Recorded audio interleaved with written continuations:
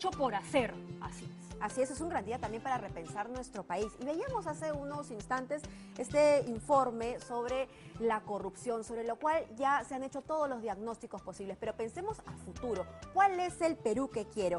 ¿Cómo hacemos? Caleb Rojas, que ya lo presentamos, es politólogo y trabaja mucho con los jóvenes. ¿Cómo hacemos para que finalmente los jóvenes, que son personas más limpias y que ven con mucho optimismo nuestro país, se involucren en la política, que esta deje de ser tan cochina? Primero, bueno, gracias por la invitación, Mabel, Pamela. Primero, no repetir lo mismo que hemos visto en la nota. Y segundo, saber que a pesar de todo, la democracia es lo mejor que tenemos, en primer lugar. Las instituciones funcionan, deberían funcionar, digamos, en abstracto, porque son pues las llamadas a moldear la conducta de una nación, ¿no? O sea, nada de patear el tablero. No patear el tablero, creo que es importante que los jóvenes sepan esto como punto fundamental. Pero perdóname que me detenga ahí, porque vivimos en un momento en donde muchos jóvenes dicen que cierren el Congreso, que se vayan todos.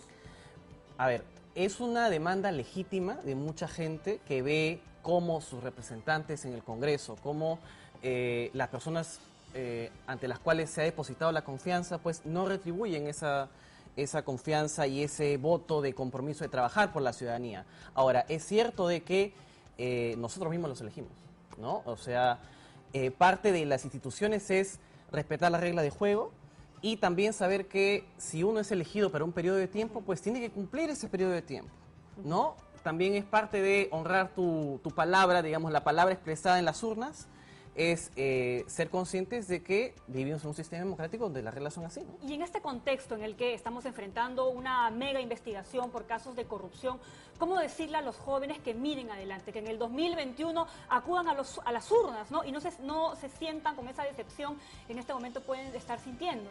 Yo quisiera ver, o sea, tenemos, como mencionábamos antes de entrar al aire, el tema de la gran corrupción, ¿no? El tema que nos ha conmovido a todos, de que muchos partidos pues están, digamos, de alguna manera se vieron envueltos en todo este embrollo, pero también no perdamos de vista la corrupción a nivel local, o sea, si hablamos de reforma, de que se quiere reformar las instituciones, también veamos que ha habido un proceso pésimo de regionalización, de descentralización, donde se entregó recursos y no se fiscalizó.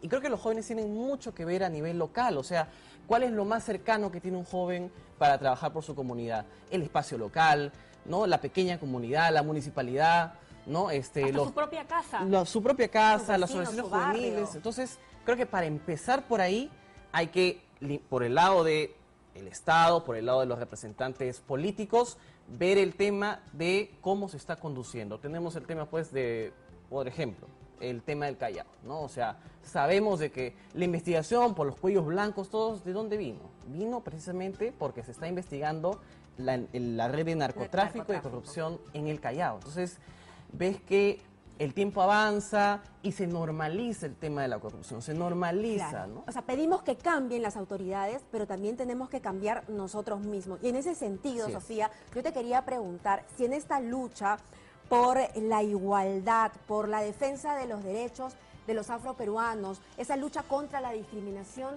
hemos avanzado. Algo, un poquito. Hemos avanzado, sí, un poquito, no lo suficiente. Y esto se demuestra en las brechas que aún se mantienen, por ejemplo, cuando graficamos la pobreza, ¿no? Donde más del 25% de afroperuanos se encuentra en situación de pobreza, más del 45% de indígenas amazónicos están en situación de pobreza en comparación a las personas blancas o mestizas. Entonces nos da cuenta que el racismo no es una situación que solamente se puede graficar en cuestiones cotidianas, en sensibilidades de las cuales se nos acusa a quienes denunciamos el racismo. El racismo se grafica en las pocas posibilidades de acceder a la educación, en las pocas posibilidades de tener un empleo que te permita ascender social y económicamente.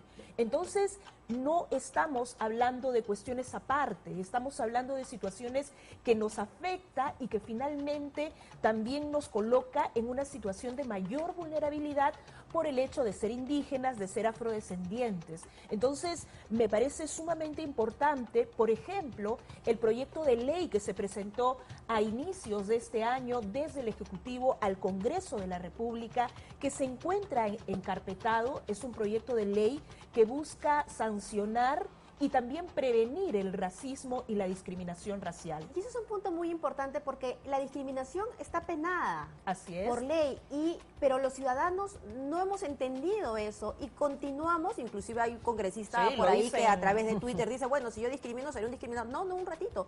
Eso está, actuar así está fuera de la ley, es un delito. ¿Qué es lo que falta? ¿Una mejor estructura legal? Sí, falta una mejor estructura legal y precisamente el proyecto de ley que se preparó en el Ministerio de Cultura y que fue presentado por el Ejecutivo plantea acciones orientadas a la prevención, también a la sanción y a la eliminación del racismo, que habla incluso de la necesidad de capacitar y de sensibilizar a representantes o a miembros de instituciones públicas y privadas, que te habla que el Código Penal, donde está tipificada la discriminación, sigue siendo insuficiente en nuestro país.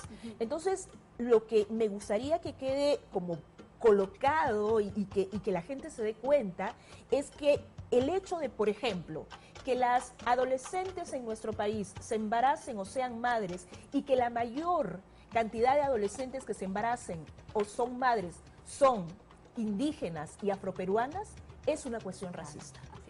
Totalmente. Se traduce el racismo en la pobreza. Se traduce en las pocas posibilidades que nosotras y nosotros tenemos. Y si hablamos de mujeres, ni que hablar, ¿no? La situación es mucho más peligrosa, es mucho más dolorosa también, porque si nosotros realmente estamos aspirando a ser un país libre y celebrar nuestra independencia, no nos podemos dar el gusto de estar siendo testigos de situaciones que vulneran a hermanos y hermanas en todo el país. Ahora, y en el tema económico, Marco, y justo ayer cuando juró en el cargo Pedro Laechea como presidente del Congreso, decía que era momento de enfocarse en la economía porque se encuentra estancada. ¿Qué debemos hacer nosotros los peruanos, ya no solamente en el tema macro, sino también en el tema micro, para justamente fomentar el crecimiento económico y salir de estos números estancados? Claro, como bien mencionaban, el tema principal de la mesa es la corrupción. Entonces, como tal, es preciso reconocer y mencionar que también la corrupción tiene implicancias económicas muy, muy serias, ¿ok? Hemos visto que tiene un gran porcentaje de PBI que se lleva y que finalmente deja de destinarse a otros rubros que podrían ser muy útiles para nuestro desarrollo, como es la educación, el tema de la salud. Entonces, es algo que hay que tener mucho en cuenta, ¿no? De forma complementaria a ello, hay otros ámbitos también en los cuales el gobierno puede enfocarse aún más de lo que ha venido haciendo ahora, y es el tema, por ejemplo, de la informalidad.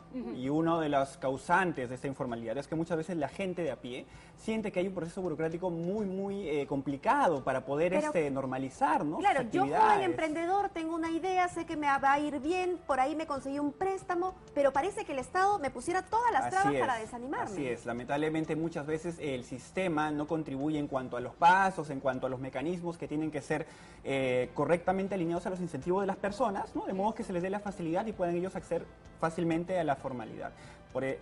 Justamente el mercado informal es un mercado en el cual se mueve un montón de porcentaje, digamos, del PBI nacional, pero que no se puede contabilizar perfectamente ni adecuadamente, justamente por el tema de que no está del todo regularizado y también de lo gran disperso que es, digamos, a nivel del país. Entonces ese es otro tema también en el cual hay que enfocarse. Y finalmente, otro tema que también a veces me gusta a mí mencionar es la importancia que tiene que haber del gobierno y también de cada sector, cada empresario que va desarrollando su negocio en lo que viene a ser el tema del desarrollo tecnológico de la ciencia también, ¿no? Las inversiones que puedan hacer de cara a sus propias pequeñas empresas, que puedan quizás darles un pequeño upgrade, una pequeña mejora en su producción, por ejemplo, ¿no? Es súper importante tener en cuenta ello de cara, por ejemplo, en un momento que quizás ahora en el Perú no lo sentimos, pero que en muchas partes del mundo ya poco a poco los procesos se van automatizando también, ¿no? Y esos procesos, cuando la tecnología está de por medio, también evitan la corrupción. Así es, también mencionamos también en la pausa el tema tema de la fiscalización, ¿no? Lo importante que es, por ejemplo, ahora que cada persona se esté empoderada con sus celulares para poder grabar, para poder denunciar cualquier problema que haya o grabar cualquier uso indebido que haya de recursos, ¿no? Entonces, la tecnología es una ayuda más bien en nuestra meta justamente de tratar de tener un mejor desarrollo económico y también de luchar contra la corrupción. Yo no quisiera irme de esta mesa sin concluir en que estamos avanzando, a pesar de las malas cosas que van pasando, a pesar de los políticos que no nos representan, a pesar de ello, en política, en economía y también en la lucha por la igualdad y contra la discriminación, estamos avanzando y hacia eso debemos todos ir. Y si, bueno, los jóvenes, las nuevas generaciones, creo que van a estar más cultivados en eso que las antiguas. Ya para irnos. Sí, y decir también que la corrupción afecta nuestros derechos sexuales, nuestros derechos reproductivos, incluso afecta las situaciones de violencia contra la mujer y contra las niñas. Y lo vemos todos los días. Y lo vimos en un audio y lo vemos en todo lo que esto significa. Esperemos que las cosas cambien porque nos merecemos un mejor país, ¿no? Claro, nos lo merecemos. Me gustaría Hacia eso vamos. Sí, una idea por pequeña favor. para ir cerrando, ¿no? Estamos mencionando un poquito la parte del pesimismo que muchas veces hemos sentido, muchos peruanos, al ver a nuestros presidentes presos, ¿no? O a lo mejor estas investigaciones por el tema de corrupción. Pero las contadas veces que he podido, digamos, quizás interactuar con algunas personas desde fuera, ellos más bien tienen una perspectiva diferente. Positiva. Nos ven de forma positiva. Muchos nos comentan, oye, ¿cómo quisiera que varios de nuestros políticos también estuvieran pasando lo mismo? Y no es por que tengan que ser enviados presos, sino que pasen por un proceso legal que los investigue como debe ser, por muchas acusaciones que han tenido y que sí lo hemos hecho aquí en Perú y que debemos rescatar y sentirnos en cierta manera orgullosos de eso, ¿no? Construyendo sobre la idea de vincular a más jóvenes a la política, a la actividad, digamos, social, al comprometerse con su comunidad, siento que es importante decir que la importancia de los referentes que deben haber, o sea, referentes en distintos campos, o sea, ya sea trabajando en el Estado, ya sea trabajando en la empresa privada, en sociedad civil, esa clase de referentes, o sea, el ejemplo de los panamericanos, por ejemplo. O sea, hemos tenido una elección y una situación en el Congreso complicada y el mismo día tienes el tema de los panamericanos, el esfuerzo de voluntarios, el esfuerzo de la organización, el esfuerzo de los atletas. O sea, creo que ese tipo de referentes a todo nivel, creo que hay razones para estar optimista y para mirar al Bicentenario con ese tipo de paradigma. Y por supuesto que ustedes tres también son nuestros referentes, chicos brillantes. Muchas gracias por estar aquí esta mañana. Gracias. Feliz Día de la Patria.